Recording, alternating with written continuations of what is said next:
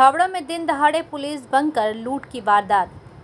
हीरे जड़ी 4 सोने की अंगूठी 8 सोने की आभूषण छिनतई। इलाके के लोग दहशत में। आप सबका स्वागत है न्यूज़ लाइन कोलकाता में। शनिवार दोपहर हावड़ा के जगाचा थाना क्षेत्र के रामराजा तला इलाके में दिन के उजाले में हुई इस घटना से इलाके में दहशत फैल गई है। रामराजा तला के निवासी भोलानाथ चटर्जी बाइक से जा रहे थे, तभी एक बाइक सवार ने उनका रास्ता रोका। इसके बाद एक अन्य व्यक्ति ने पुलिस का कार्ड दिखाकर खुद को पुलिसकर्मी बताया और जबरन उनसे सोने की अंगूठियां और चैन उतरवा ली। आरोप है कि हाथ में कागज़ में लिपटे पत्थरों के टुकड़े थमाकर फरार हो गया। घटना के बाद स्थानीय लोग भय में जी रहे हैं।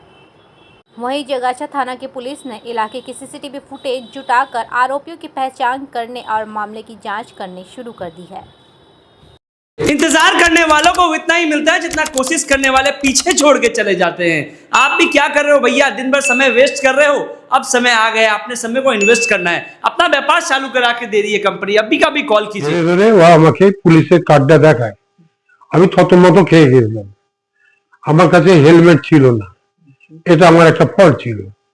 যাই হোক, উনি এগুলোকে দেখতেও চাইলেন না আর সেটা নিয়ে আলোচনাও করলেন না।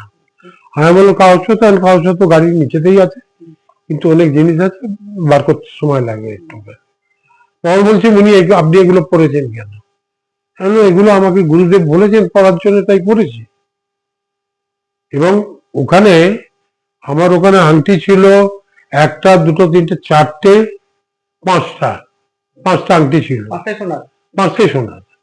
এবং একটা অনেক ভারী 5টা হিরে দিয়ে একটা আংটি ছিল, আর একটা সিঙ্গেল হিরে দিয়ে একটা আংটি ছিল।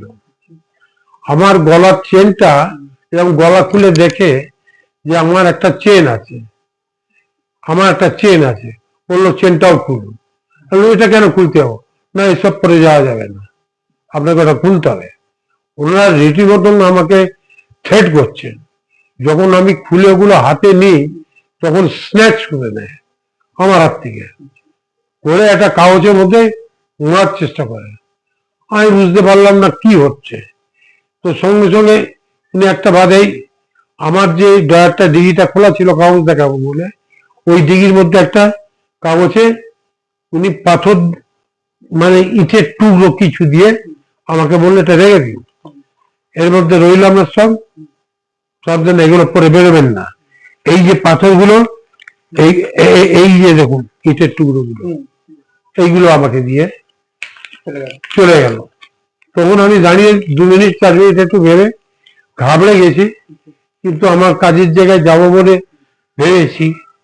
আমি গেছি কিন্তু কোনো কাজ করতে পারিনি, মানসিক অবস্থা এরকম ছিল। আমি চলে এসে আমার ছেলেকে জানাই, আমার ছেলে বন্ধু বান্ধবদেরকে জানায়। আমরা থানায় গেছি, থানায় এসে সার্ভে করেছে কোন জায়গা থেকে আমার স্ন্যাচ হয়েছিল, আমি সেটা ওনাদেরকে লোকেট করে জানিয়ে দিই। এইখান পর্যন্ত আমার মনোভাব আছে। এরপর এখন আমরা একটা এফআইআর করবো বলে একটা চিঠি দিয়ে এসেছি, এবার এফআইআর করবো বলে আমরা চিঠির ব্যবস্থা করছি।